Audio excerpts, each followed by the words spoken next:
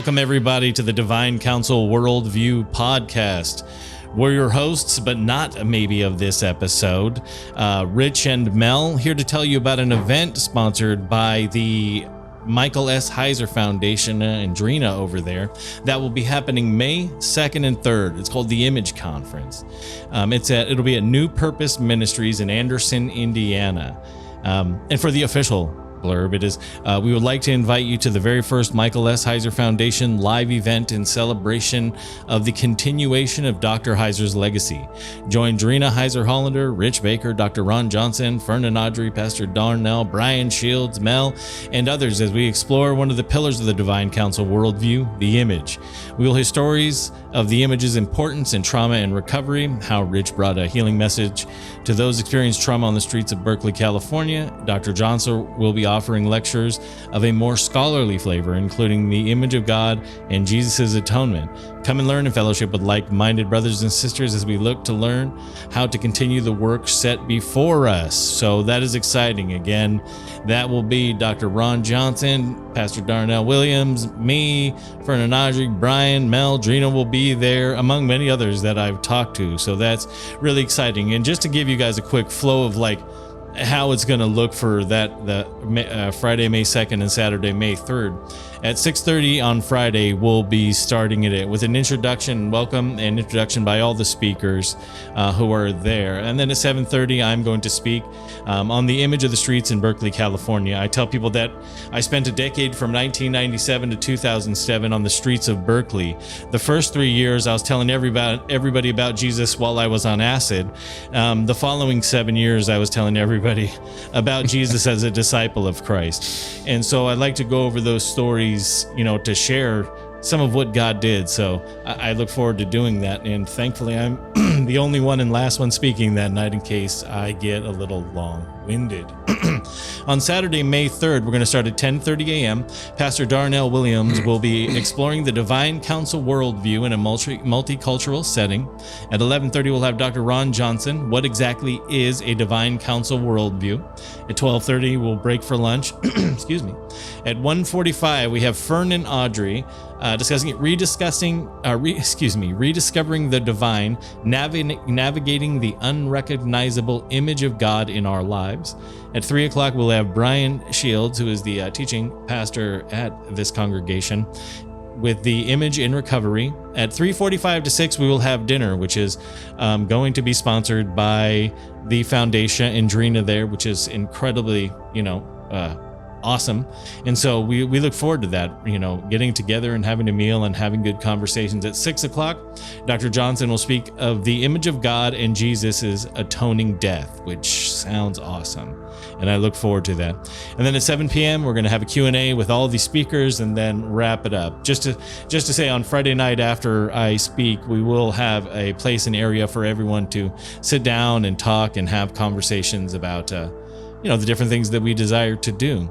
So that is what is going on. I mean, it's coming up quick. It's May 2nd and 3rd. So please go to the michaelsheiserfoundation.org. Up at the top, you can click on the events page and you'll see the link for the Image Conference. It's a free conference, as I said, which is incredibly awesome. So please sign up and check that out. You excited, Mel? You excited? Yeah, absolutely. It's going to be fun. I get excited about who I'm going to meet at these. Just like, I knew when, going to Mike's funeral, I was like, I got to go because I know I'm going to meet important people. And I met you for the first time there and look where we're at, Yeah. So it's always like, I look forward to the things that the people we're going to meet, the things that are going to take shape there.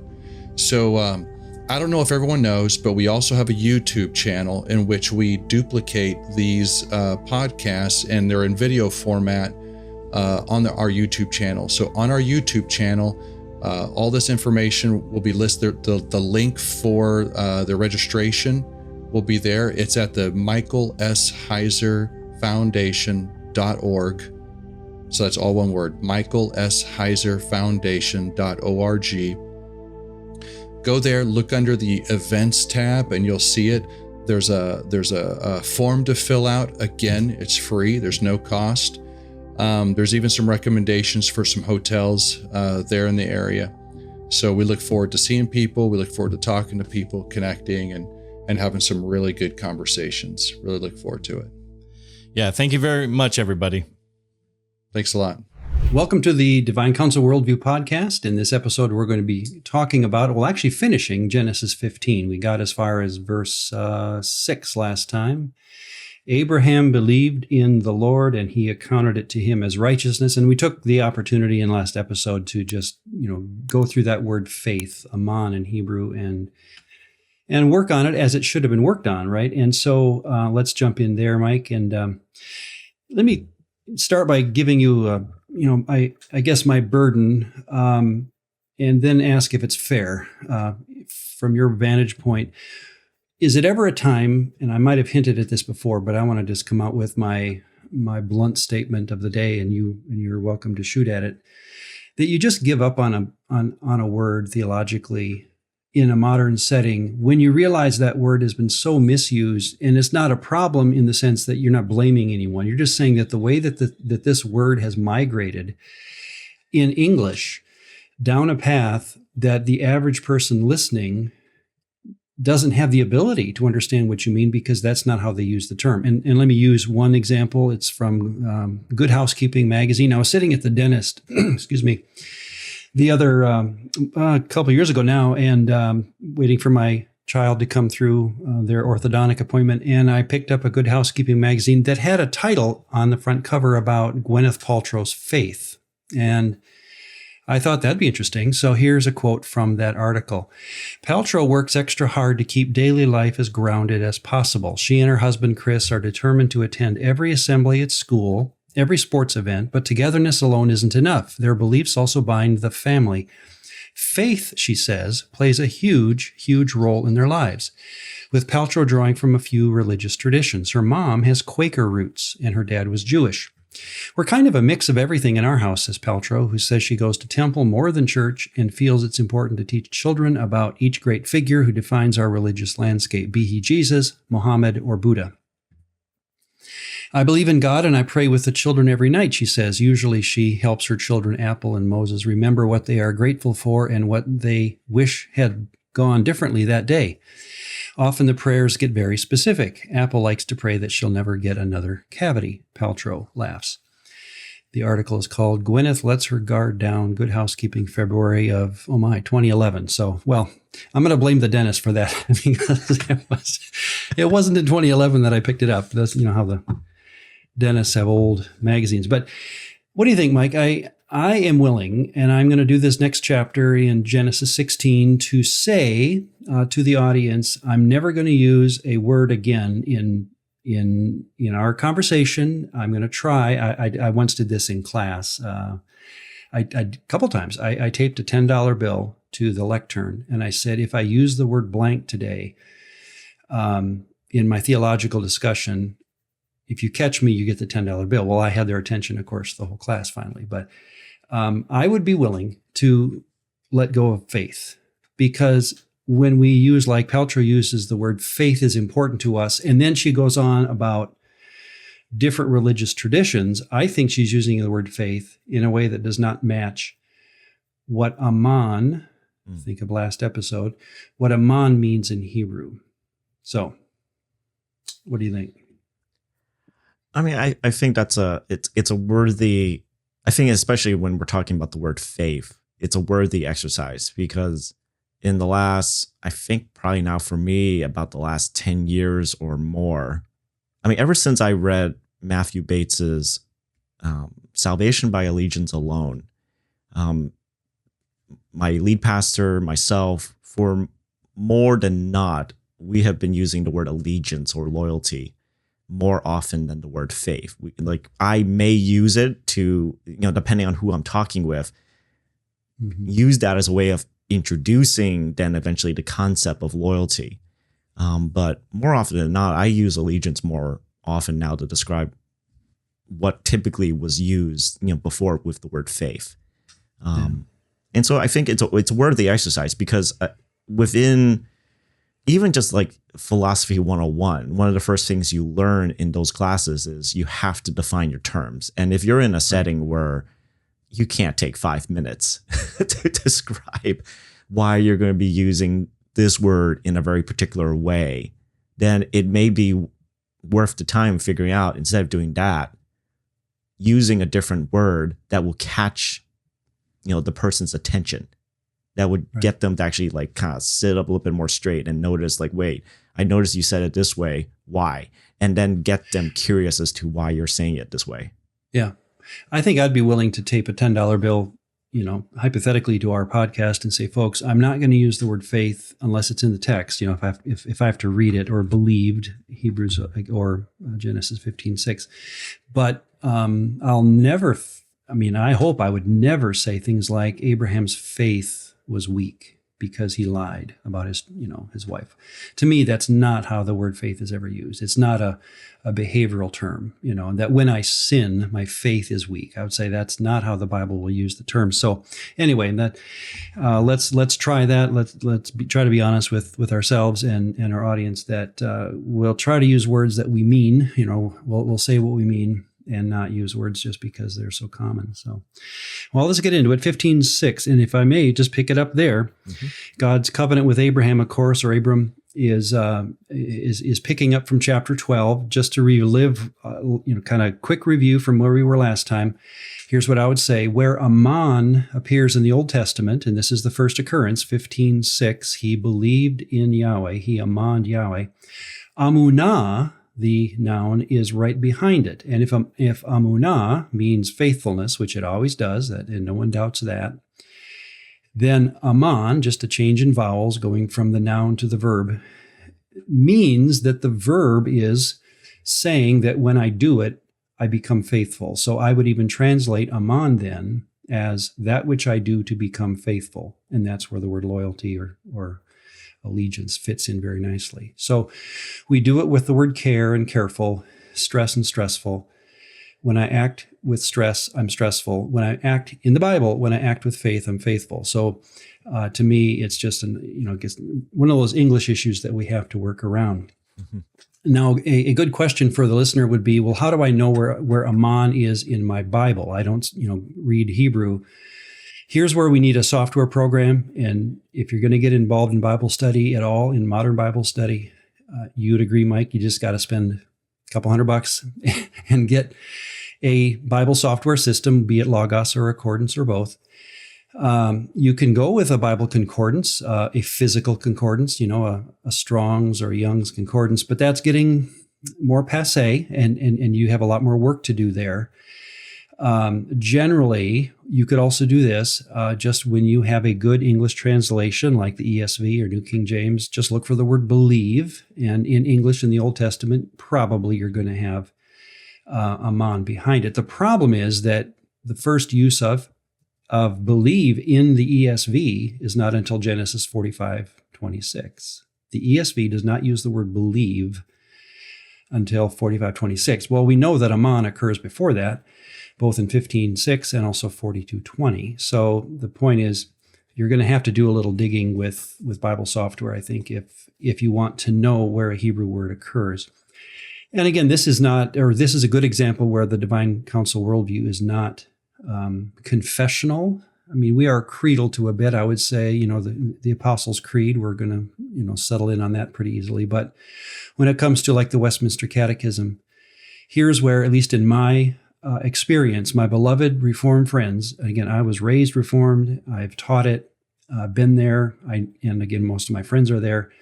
The only argument I'm hearing against Ammon being translated as loyalty is the concept of, in the Reformed faith, the Reformed view, Westminster Confession specifically, salvation is a very receptive, almost a passive idea of taking that which you don't earn, right? You believe, you accept the gift, Ephesians 2, and therefore the idea, even if it's running, below the surface within the Reformed faith, is that if you bring works into salvation, if you turn faith, the idea of faith, into any kind of an activity that's human-oriented, or human generated, then the Reformed person in the room gets nervous. And that's, I don't know about you, Mike, again, but that's where I've heard a pushback from Matthew Bates's point of view, and also just from saying, let's not use the word faith, let's use the word loyalty. My Reformed friends say I'm uncomfortable. Is that fair? It's fair, and I think, I mean, in my early study years at Gordon, one of the images that came in my mind as I was studying some of the early, Reformed doctrines as they slowly appeared, was that essentially it almost became like these giant pillars, right? That were essentially immovable. And that the way that it was described, that if any of these pillars shook or rocked or even knocked down or moved to the side, that or adjusted, the whole entire structure of the Reformation would collapse, or a particular version of Reformed theology, it would just completely collapse. And so they would spend a lot of time then trying to essentially backward engineer an issue that then came up because of, ironically, the pillar, right? So, like, for example, total depravity, which I think, that there is a general good reason why folks may believe in total depravity, especially when you look at the condition of the world and of or society. Look at me. I mean, yeah, or just with don't ourselves. have to look very yes. far, Mike, and you can find depravity. Yeah, and so there's an understandable reason for that.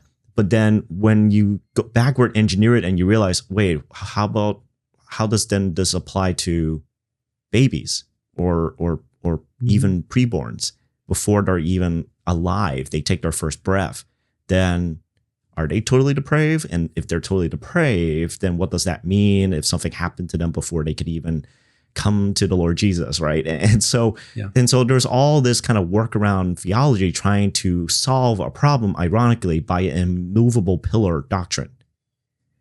And I think there's something about where our theology we have to be comfortable with the ambiguity. Yeah, and thank you. And I'd even say, why can't we allow depravity to not be the pillar that we've made it to be on the sense of what we mean by it, and say that, how about depraved people being able to be loyal to a deity? Can a depraved person, behaviorally depraved, be able to become, by their own will, loyal to a deity? To me, that's the story of Scripture, that's what we're being asked to do. And whether or not I have behavior concerns that could be labeled as depraved is one thing, but I don't see in the story of Scripture the inability of a person to choose to become loyal to a deity. That seems to be the undergirding theme of what it means to be human, is the ability to align with a deity, regardless of behavior. That's why, to me, with my Reformed friends, I say, let's keep the discussion of depravity on this side and keep the discussion of faithfulness on this side, because they're two different concepts. But we dealt with it last time enough. I think we can move on. Let's do it.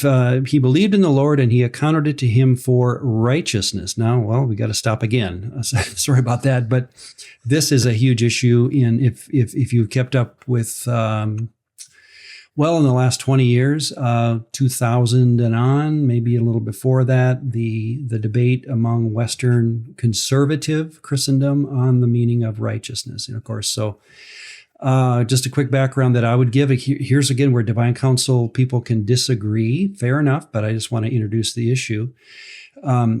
Righteousness, tzedekah in Hebrew, can be non-imputational. In fact, it usually does not revolve around this concept of imputation in the Old Testament. Reading left to right in the Old Testament, if you're watching the story, tzedekah, or what's translated as righteousness, it just means to consider something. So 38:15, Genesis, when Judah saw her, he hashav her. That's the Hebrew word there. CHACHSHV, chashav, that she was a prostitute. He considered her, he understood her to be a prostitute, Tamar. Notice there's no imputation there. It's just looking at someone thinking this is that. Genesis 50:20, Joseph says, you considered me or you considered evil against me, but God considered it for good. And the word consider there is the same Hebrew word.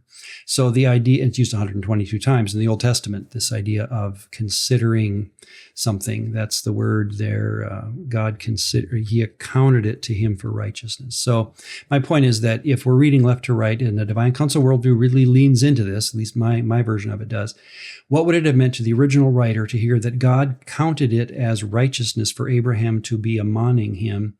The simple read of this would be God looked at him and said, good, that's right. That's what I want. So there's no imputation going on there, at least in that concept.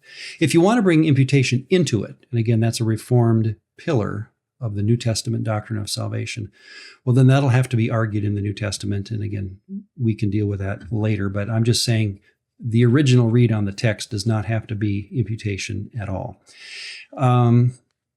As far as the word said, and stop me if you want, Mike, on any of this, the word righteousness itself, tzedekah, 156 times in the Hebrew Old Testament.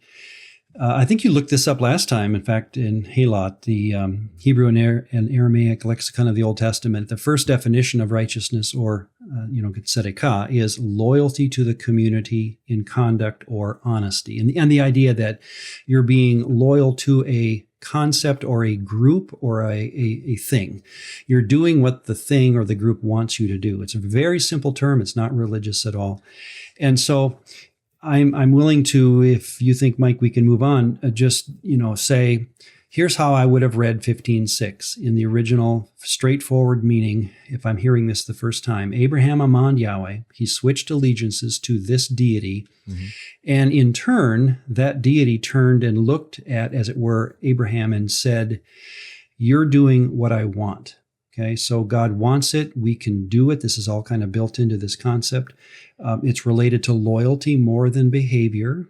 I would say tzedekah in itself does not even have behavioral concerns behind it. You can still sin and be righteous in the biblical model. Psalm 40, verse 10, these kind of verses in the Psalms, that's all over the place, where David and other writers celebrate the righteousness of God, not because he's a tit-for-tat, justice always kind of person. They celebrate it in the sense that he promised something and he will do it. And so they hold God accountable to his chesed, his mercy, on account of his righteousness. Interesting use of that phrase many times, where now for the reader, if they want to go into it, Psalm 4:1, 85:10, 89:14, 103:17, all of these are examples of the writer celebrating Yahweh for the righteousness of his chesed.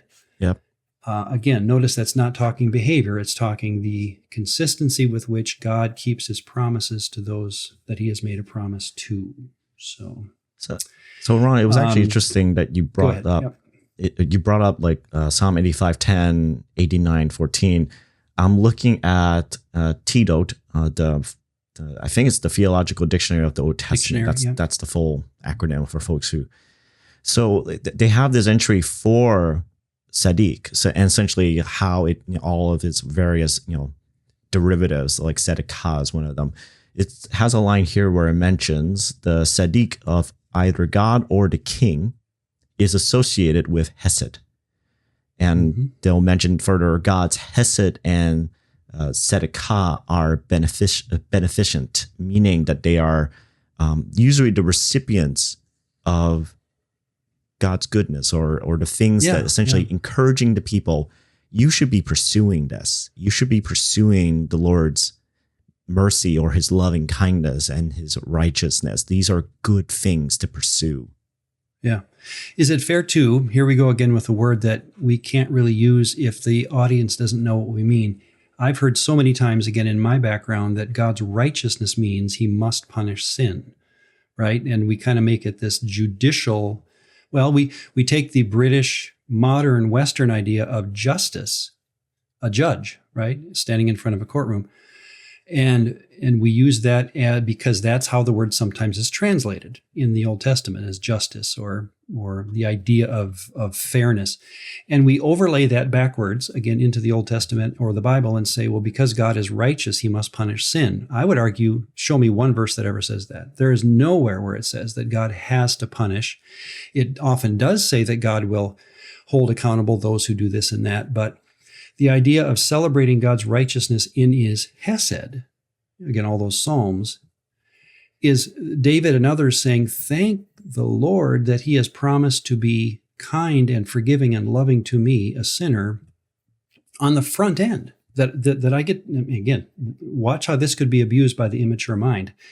Imagine how this would sound if I met a God, a deity, who promised to be loving to me, forgiving, that word is there, kind, gracious, and all that, as early as Abraham, not on account of my behavior. What if he promised to be loving and kind to me based on my loyalty? Well, that's a whole different ball game than the Reformed version of God has to punish and therefore he does this, that, and the other. So I just throw that out there as my own personal burden, is that I'm willing to drop righteousness as a English term if what the audience thinks I mean is tit for tat judicial fairness. I would term that the word righteousness, there is no way, if you take the whole breadth of the canon, right, you can't get away from the judicial aspect, but it is not the only aspect, right? That's how I would term it. That it's and I really appreciate the way you said the immature mind, right? Because I think what often happens is that a person comes to the faith, or they come to believing loyalty of Jesus, and there is this temptation to then assume, well, my sins have been forgiven. I don't have to deal with judgment. Now I can live however I want, and I just have to just confess, and then I'm free of sin again. And you just go into this like rinse and wash cycle over and over again. Which is the judicial model coming back to haunt us, because that's called recidivism, right? Where a person goes to jail, they get out, they recommit, they go back and forth. That doesn't work if you're going to use as the main analogy a family. Because if a son keeps coming back to his father saying, forgive me, at some point the father will say, sit down. We need to talk about this. I'm not going to keep doing this. So in other words, the analogy, if we're going to use the judge analogy as the primary way we get saved today, then that's why people think, well, I go to confession and I start every Sunday morning by confessing how bad I am and all of that. Whereas if you change the model to a family, which I think the Bible does much more clearly, you have a father-child, picture going on. Then when I come to my father and I say I've sinned, my father at some point will say, well, let's get this settled. I mean, why do you keep doing this? In other words, wisdom will be the solution, not confession. Yeah, and I think that and at least just personal experience from, doing ministry and, in parachurch stuff and whatever else, one of the interesting impacts I've noticed on people is when they start thinking about God as Father, on a relational level, not just on, well, he's God and far away, up their land, and all of a sudden bringing it down to like, he is the Father that you've always wanted. He's the Father that you wished that you had. He's the Father that you only dreamt of and feared would never exist, right? Like this kind of concept rocks people, because all of a sudden it brings in what we have always imagined what family should be. But so many of us haven't experienced that. Not to say it doesn't it often doesn't work for some people because their father was abusive. And I've had that happen where a student told me after class, we were walking back out of a theology class, and he said, I don't like your example of father. It doesn't work for me. And I shouldn't have done this in one sense. I look back saying that was too personal, but I said, and now I'm glad I kind of did it, but because of the story I get to tell. But boy, at that moment, I felt like, I stepped over a boundary because I said, well, what was your father like? And he stopped. He was walking on the sidewalk. He stopped, literally. He says, my dad never let anything go. I would strike out 2 batters in Little League. The third guy would get a hit. I'd get in the car and he would say, what happened to that third batter? I could never, and he was mad. I could never make him happy. Yeah. Well, what he was doing, and we talked about it then, he was transposing the human father image that could never be satisfied to the divine father concept. And so he needed to work on that. And that's, again, I'm sure a lifelong process. So we all struggle with imperfections of relationships. And when we turn God into any analogy, father might be very painful for some. Yeah. For me, it was a delight. My dad he's passed away, but no more kind, loving, gracious, patient man than him. I can say from my own personal experience that I can empathize with your friend, not necessarily with my father, but other adult figures that have not been very good, sort of analogies, or at least personal, at least examples of maybe not perfect, definitely never perfect, but at least points the person to the right direction. I think by the grace of just how God had worked in my life in coming to Christ, I was able to understand there's a very significant difference between the love of the Heavenly Father and the love of my earthly parents. And that became more of the bigger picture that filled up my vision, my peripheral vision, more than what was directly right in front of me, because I could see this is more beautiful and something that I wanted to be for myself. If I ever were to become a father, that I would want to emulate the Heavenly Father more so than what I saw on a human level. And so I don't know. I know not everyone experiences that, but I am grateful that at least I had that ideal that was more important that I pursued, instead of being distracted by things having to be worked through. And there are things that are psychological works in progress. And I've learned that in my own life, and I'm sure we all have in teaching and being with others. So, all right, let's move on. We are spending too much time on one verse. He said to him, verse 15:7, I am Yahweh who brought you out of Ur of the Chaldees to give you this land. And let's just again land on that idea of land, that when you follow through on the promise of Yahweh to Abraham, it is fascinating how quick and repeated the concept of eretz, or land, becomes. So that's the word used in Genesis 1:1. In the beginning, God created the heavens and the eretz. So it's one way to define the word eretz is just earth. Quickly, though, it becomes used, like in Genesis 10, for the land of, and so you get specified parts of the earth that are called eretz as well. And in 12:7, now you get this very clear point: I will give you this land. So my point, or the point of God to Abraham, was that where he was standing, back to chapter 13, whichever direction he looked, north, south, east, and west, he could know. And this is the primary promise that God is giving, beyond just him being his personal deity, that the land you're standing on will someday be your family's possession, which in that world was huge, right? Because at this point, Abraham is simply sojourning or renting. So this trajectory, and let's quickly go through this because this is fascinating to me. We shouldn't do this often in a Bible study like this, because I don't want to pack later material back into the Old Testament text too easily, but the land promise becomes, like I say, a trajectory that's to me pretty fascinating. Abraham knows that this is what God's promising. By the time you get to chapter 24:7, Isaac knows it.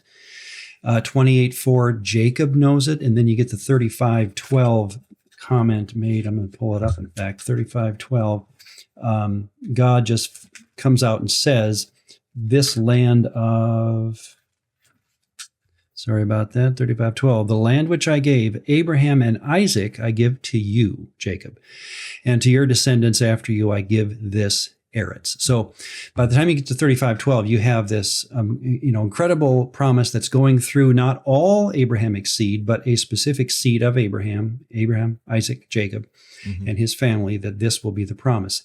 It then becomes the basis of the Exodus 3:8. I'm going to send you to another land, from Egypt.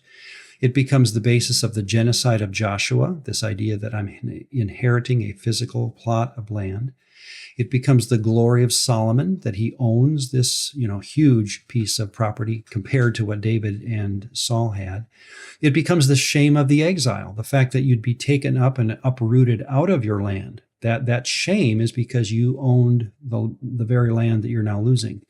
It's the hope of the return in Ezra and Nehemiah.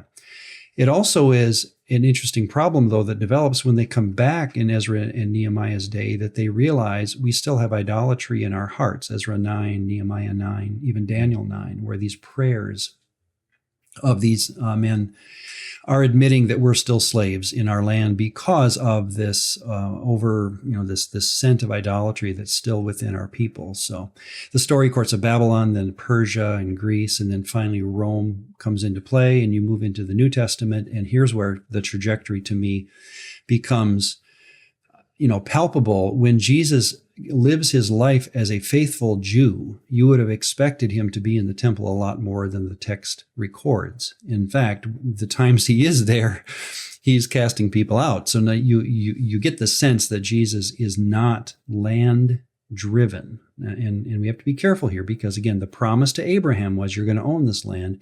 My point is that when you get to Jesus, and he's talking to the woman at Samaria, it's not on this hill or this hill that you worship the Father, but in spirit and in truth. You almost get the feeling I would have walked up to Jesus and say, wait a second, you're giving away a lot of what Yahweh had promised to Abraham, aren't you?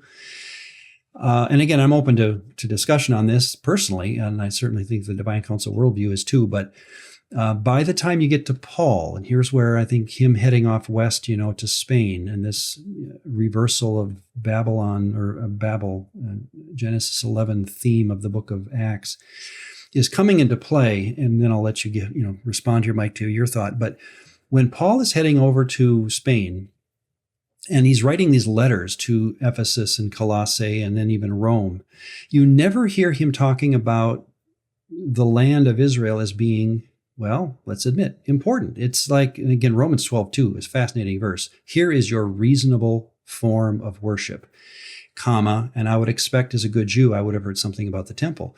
Instead, he says, give your lives a living sacrifice, which is purposely an oxymoron, right? So he's thinking so far ahead of the story to where he sees the proper worship of Yahweh now and Jesus, the resurrected, ascended Messiah.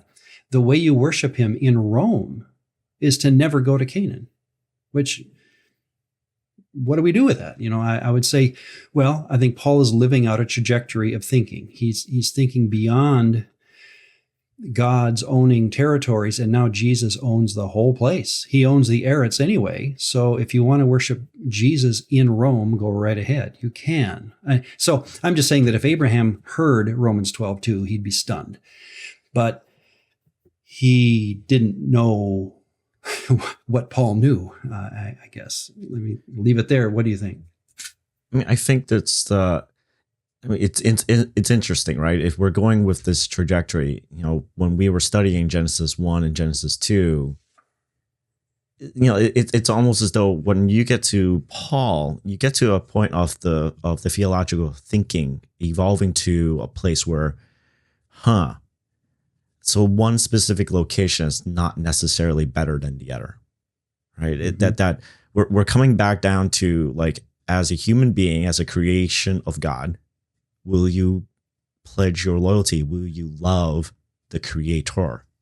And it doesn't necessarily mean you have to be at one specific location, because honestly, you can't fit 6 billion people into the city of Jerusalem. There's a practical answer to this too. Yeah. Yeah, you just cannot do that. And I think even further, when we get towards the end of the New Testament, you have this interesting other trajectory where at the end of the book of Revelation, there's this concept that there is no sun, moon, or stars, because now the light of God is everywhere, shines everywhere. It shines from within each person that was loyal. And so this concept of, you don't have to be at a specific location. You don't have to be at Eastern Standard Time in order to receive the light of God. And again, this isn't a place or a platform to pick on other theologies. I never want it to be about that, but it's hard not to react to what I've heard, right? So I was at a conference not too long ago, but 2 or 3 years ago, ETS, and the whole paper was on the nationing of, the intent of God when he nationed the people, the nations around the world, that the intent of the new creation would re-nation, that we would have nations again. And his argument was that was always God's intent, to have nations, plural. And I'm listening to this, and I like to think of I might have mentioned this, but I like to think of my question while I'm listening, and I write it out. And then I'm always, usually I try to be gentle about this, but I'll look around the audience because I know it's time for questions. And you only get like 10 minutes, and I'll kind of look to see if anyone's ready to put their hand up. And if they're not, I put my hand up because I paid for this. So I try to, I always thank the person. I say, thank you for your paper, because it is work, and I do appreciate it. But usually I'm asking a question because I disagree with something they said. And so I usually read it because I want to be very careful how I read the question, and so they understand. And I remember reading or saying my question to the person was, well, how can we say that nationing is the goal when, and I cited Romans 12:2, the idea that Paul could talk to a non-Jew, a Gentile, majority audience in Rome, and give them no sense that going back to Jerusalem has anything to do with their worship of Messiah. That to me would be a stunning realization as a Gentile in Rome, that I have no relationship to the very land, the very temple that was still standing. In 57, the temple was still standing. That I would be told by this thoroughgoing Jew to worship another Jew who has ascended to the position of superiority over all gods and nations, that I don't need to go to Jerusalem to do that. To me, that's kind of undoing what you're saying here about nationing and the idea that God's going to have Israel and the other nations as part of the new creation. Anyway, I just remember him. Again, he was nice, and I hopefully was nice back. It was as though he had never thought of that. Of course, I'm thinking, well, you should have thought of that. That's the whole point of your paper, to say that the goal of God is to have nations, plural, in the new creation. When the healing of the nations, Revelation 22:2, seems to imply that we're going to be one happy family in one city, if you want to make the New Jerusalem symbolic of, one group now. But anyway, it's just interesting that when I say what I just said, don't think that the evangelical world is with this one. There's an entire swath of evangelical thinking that says God is interested in the land of Israel physically and will someday reclaim the land of Israel physically, and so forth and so on. And I've gone to Israel numerous times, and I love the idea. I'm just saying it would be interesting if I was Paul preaching, sounding the way he did. He didn't seem to go that direction. So I think this is another example, like when we were talking earlier about defining our terms, right? And so I think the word nations often gets mixed up also with, underneath that word, there are the assumptions of national borders, ethnicities, language, ethnic pride. And so I think... Well, that's where he was going in that paper, that borders would be a part of the new creation. And we'd get along, but we would have different nations. And I was just stunned by that idea. I mean, I think, and because I'm coming from a slightly different also perspective, right? Like within growing up in a Chinese heritage church as a Christian. So the concept about how, like many theologians I've noticed in the last couple of years, they would emphasize how, especially in Revelation, there is this whole tapestry of ethnicities or people groups. Right. That's another, more literal way of putting it out there, that we're not essentially just going to become one race, like in the sense of one skin color or one set of like facial and body features. And I think there's that kind of pushback, like from folks who may not come from a majority culture, that want to have an acknowledgement that my ethnic identity or the differences of what made us look or sound different between different peoples still mattered or still has some value. And I think some of that gets then glommed up together into the word nations, because then you start asking questions. Is this about military power? Is this about boundaries, borders? What is this? Colonialism. Yeah. Yeah. And so I think defining the terms are going to be important, and recognizing that there does seem to be towards the end that we're not all suddenly going to be one type of skin. Like the melanoma is not going to like go up or down depending at the end. Interesting of creation. Yeah. But so there is some sense of diversity, and yet there is also a unity that does happen. And it's more ideal than I think we dare to imagine.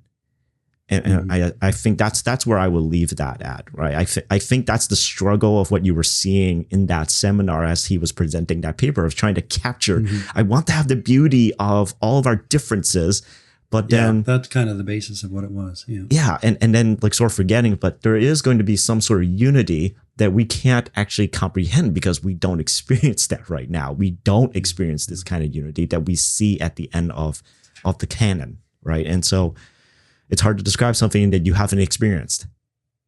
Fair enough. Yeah.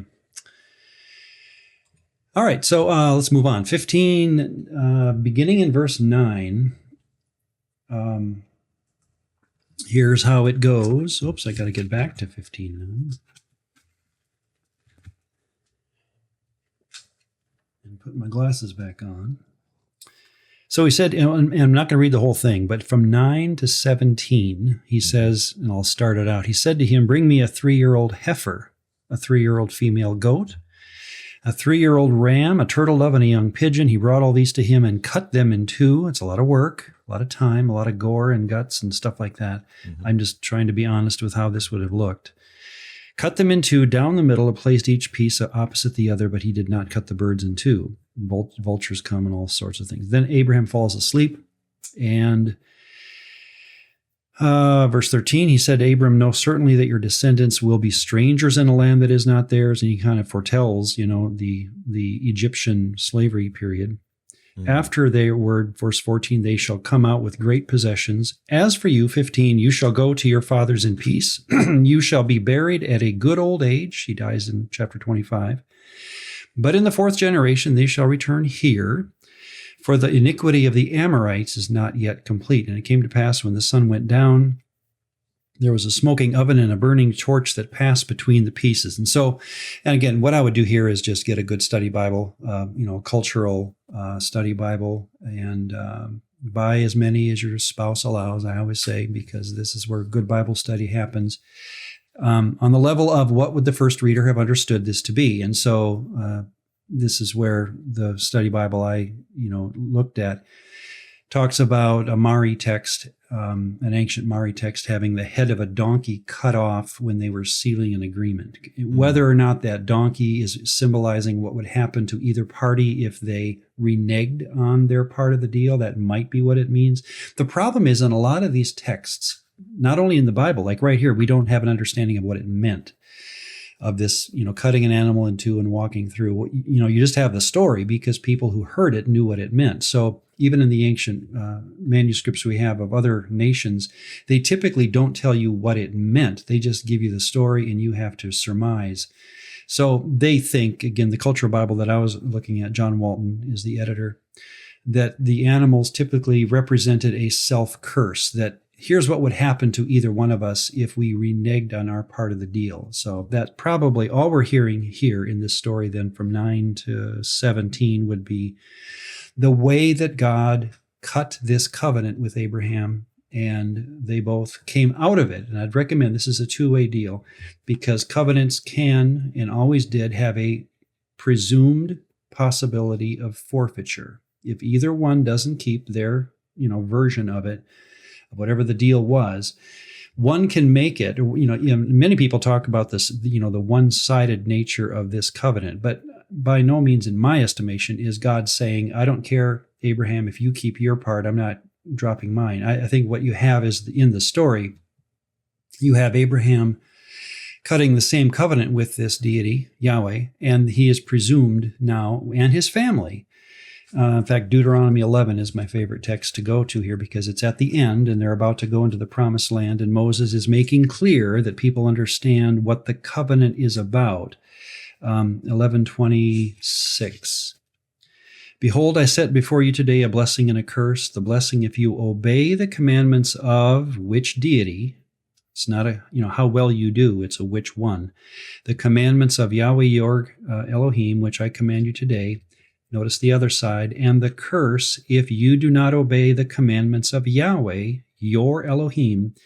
And what's the opposite of that? But turn aside from the way which I command and go after other Elohim, which you have not known. So the opposite of keeping the covenant, again, don't think behavior, don't think sin, don't think lack of sacrifices and all the Levitical stuff. That's not even in play in Deuteronomy.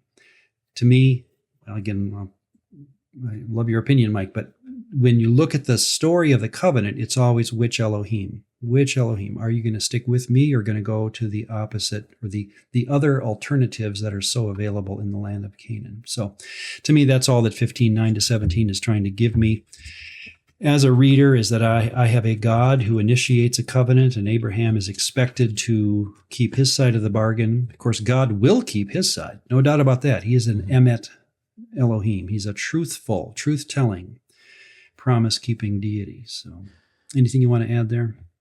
I mean, I think I agree that Abraham and his family, they are part of the agreement, right? That this is a covenant that is not purely just 100% on Yahweh alone.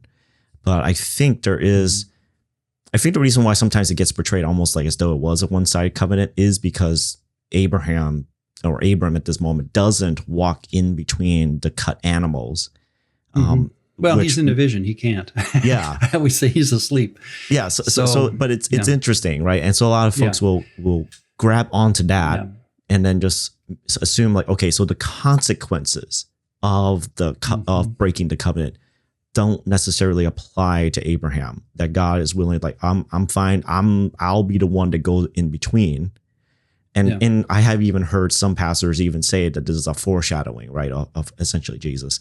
Again, always finding a way. Again, when people do that, I say, swing your arms all you want and find Jesus everywhere you want. In one sense, I understand that's one of the ways you can read the text. My understanding or my comfort level is to keep me honest with the story of Scripture is take what you're given and tell it to the kid in front of you. Don't pre-package things unfairly. So I'm just thank you, but I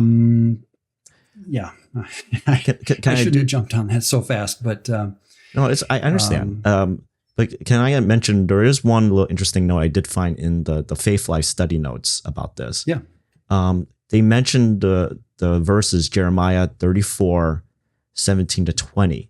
And apparently this is one of the few instances we get the concept that as a covenant is made and they did the whole entire cutting, that this could possibly happen to you if there's a breaking of the covenant. Yeah. It's so, an example but at the same time, Jeremiah right? is, presumably hundreds, if not, maybe even close to 1,000 years from this whole entire moment with Abraham and God in this vision. So there could be changes that happen in between.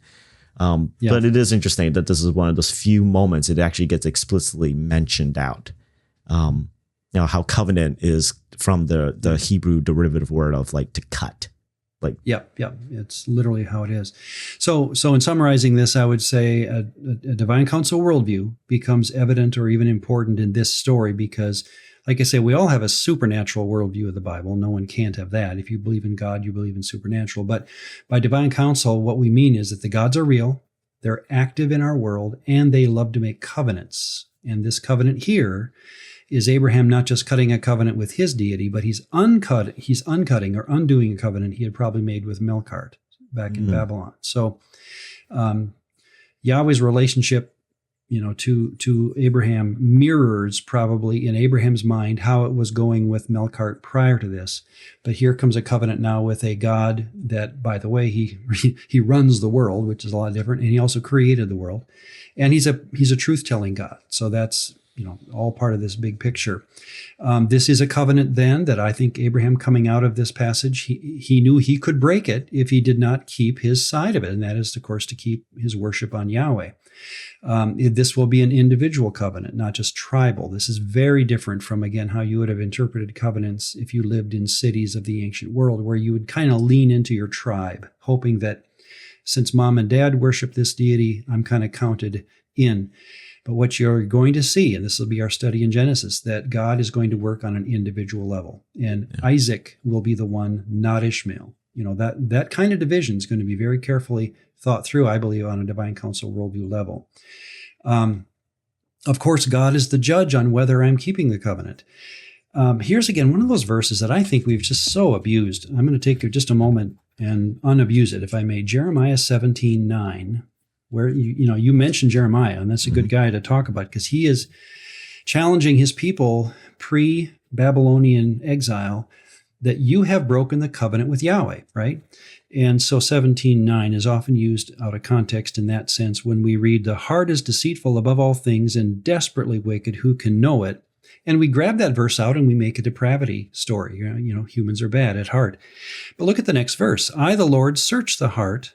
I test the mind, even to give every man according to his ways, according to the fruit of his doings. In other words, 17:9 does not mean you're all bad. 17:9 and 10 means your heart can deceive you as to which God you're worshiping. You may think you're in because of how you spend your day, but I know, I search the heart. I know which way your loyalties lean. And that's why I'm going to, quote, give every man according to his ways. So 17:10 undoes 17:9 in the Reformed model, in my mind. So it was the quotation of verses like 17:9 that made me finally drift away from my Reformed heritage, because I was realizing that we were using a verse and purposely not reading the next verse to get the context of what the whole story was about, and that is, which God are you worshiping? So this presumed possibility of forfeiture, I think, again, is part of the story then that Abraham is going to be living with, and it's frankly how salvation could be defined. And again, if you want to make your pastor nervous, just say, how were people saved in the Old Testament? And watch the confusion, because if he looks up in his own theology books that he got in seminary, it doesn't, it's always going to be very curious to figure out, how did people become righteous in the Old Testament if we're not going to take Abraham as the paradigm, which I think we should, and say he worshiped the right deity, period. And if we bring in law and all this stuff, well, that's way after Abraham. So again, to me, the story's pretty clear. You can be righteous / saved, if we want to use that term, pre-law, because we have a story of a guy who gets righteous pre-law. And it's reflected in, I think, the Psalm 44:17. We have not forgotten you, nor have we dealt falsely with your covenant. Our heart has not turned back, nor have our steps departed from your way. If we had forgotten the name of our Elohim, or stretched our hands to a foreign Elohim, would not God search this out? For he knows the secrets of the heart. Jeremiah 17:9 and 10. So a long way around saying that Genesis 15 to me is a story of a guy getting righteous and making a covenant with a deity to stay righteous on the level of his loyalty. And that's where the story will go from here. So again, I'm packing a lot into that conversation, but anything you want to add to that? The thing I just wanted to simply add is that, 9 and 10, again, this is why it's important to not proof text, right? Because going just a few verses up, it's part of a poem. It's part of essentially a saying that God is speaking through Jeremiah. And you have in verse 7, essentially, blessed is the man who trusts in Yahweh, whose trust is Yahweh. Yeah. He is like a tree planted by water that sends out its roots by the stream, and goes on. And what's so significant to me about verse 8 is that this is an echoing of Psalm 1. And again, an imagery echo of the tree of life. Like all of a sudden, it's like there's this concept of a tree that's planted by streams of water. It's always going to be nourished. And so verse 9 is in the midst of almost as though Jeremiah is responding to this beautiful picture God is painting of a man who is actually so planted in Yahweh. And he's righteous. Yeah. And then his response, but the heart is so deceitful. And God's response is in verse 10, I know, but I search the heart and I test the mind. So you may doubt yourself, but I can do it. I know who you are. And I'm going back to my days in college and seminary where I would see a list of verses that were behind an idea, that the teacher was telling me. I am a deceitful person at heart. I'm wicked. I'm depraved. Here's my verse, Jeremiah 17:9. And then I read verse 10 and I say, well, why didn't you tell me to read verse 10? Because that undoes 17:9. And that's where I got nervous this took time. We all go through this, where the teacher tells you something and you look back and you say, why did he not tell me the other part? What was he trying to hide something? Or was it just that he was telling me what his teacher was telling him because he was talking confession, not Bible? And again, I don't want to get too side there, but to be confessional is, granted, where most people are. I think it's a safe way to go sometimes. I'm going to go by the Westminster Confession, but that's where, if you're going to go confessional, they're not going to wince at taking verses out of context because they have a confession to uphold. Whereas the job of, this sounds so pedantic as to be unfortunate, but to me, the job of the biblical reader is to lay aside with respect the confession. Mike said this all the time, and Dr. Heiser. Lay aside with respect the confession, but look at the text. It's going to be enough. You'll have a lifetime of work ahead of you if you just read the text. So, all right, let's finish it up with, by the way, that verse 16 is interesting. But in the fourth generation, they shall return here, your people, the progeny you know nothing about, but they're going to be here. They're going to return here, for the iniquity of the Amorites is not yet complete. Interesting, choice of words there. It's interesting if you look up the Amorites, or that word Amorite, in the story of the Bible so far. This is a tribal group that becomes associated with Eastern ways, with living Bedouin lives, out in the eastern or east of Israel. So they're mentioned here in the Exodus 23:23 list of tribes that Israel will conquer. They're listed first. Amorites become kind of that head term. And often when you get a list in the Bible, even especially New Testament Greek, that first word becomes the word there's a colon after it in their thought. You'd say the first word, put a colon in your mind, and then the other words all kind of fall into that first one. So Exodus 23:23, it's listed first among all the nations that Joshua will destroy.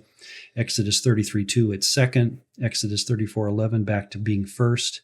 And by the time you get to Rahab retelling the story to the two spies in Joshua 2:10, she says, we know what you did to the Amorites. In other words, why would she pick on that term when she's summarizing in her foyer why she respects the military might of Israel? So I'm just saying that the word Amorite has a sense, if not denotation, certainly connotation, of everything evil that Israel will come upon. Joshua 4:24, the kings west of the Jordan are called the Amorites. And so as Joshua's preparing to cross over into Israel, or Canaan. So I think what you have there in 14 or 15:16, when he says the iniquity of the Amorites is not yet complete, there is a ticking clock that Yahweh admits to Abraham that the land of Canaan, full of people worshiping and covenanting with other deities, their sin, iniquity there, awon is not a unique term, their iniquity is not full. There's a click, click, click, and God is knowingly waiting for a time period, and it's going to be 400 and some years from now, when Moses' people will go in the land. So any thoughts there before I just give a summary statement over the whole chapter? I mean, I think it's interesting, right? If we're remembering that this is happening in like a deep sleep, a vision that Abram is experiencing, like I just cannot imagine like all of a sudden the Lord saying to him, "Don't worry, your descendants are going to be in a foreign land for about 400 years." I was like, wait, excuse me? Mm-hmm. Like I almost wanted can we pause on that for a second? Like what is happening here? And that's then, where I would have paused. I was saying, wait a second. And then you get to verse 16, and it's this concept of remember the Amorites? Yeah, their iniquity is not done yet. It's like there's so much theology and there's so much like kind of backstories that's packed into it. And it's this very interesting kind of disturbing concept as moderns for us to kind of grapple with, is that God would use one people group as instruments to essentially enact judgment or punishment for the iniquity, for the collective sin of another people group, that he actually would intervene or use actual human instruments or earthly instruments to deal with other creations that are going out of their wrong way. And so it's a disturbing concept for moderns to kind of grapple with. Yeah, and God will often use a human instrument where he could have done it himself, but he will take the time and use a human to do what he wants done. So, this whole thing about 400 years does say, and here's where divine council people can be on both sides of the spectrum. I have no problem with this, even though the fighting, again, 20, 30 years ago on does God know the future was painful for some. I taught up here in a school in the Minneapolis area where, well, let's mention them because they're well known. Greg Boyd and John Piper, both members of the same Baptist denomination, took two opposite polar views on whether God knows the future. And it was did I tell you the story about bringing them to class? I don't want to repeat it, Mike, here if I told you already. I think you did tell. I told you. Yes. Did I say it here on the podcast? I cannot remember that. Well, I'll just give you the fast version now.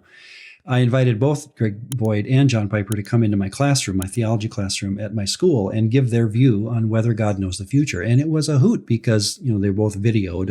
I made sure I videoed it. And the second one saw the video of the first one. And so he's pointing into the camera saying, you said this and you said that. And here's the problem. It causes in a classroom of undergraduates great angst to hear two godly men go at each other theologically at the jugular, basically say, you think this, therefore this, and this, And so it has been, and again, this is 20 years ago, back in the early 2000s, where students were very, some, I heard the story, this is just what I heard, left the faith. They dropped out of school, Christian school, and said, I can't handle a faith that argues this way.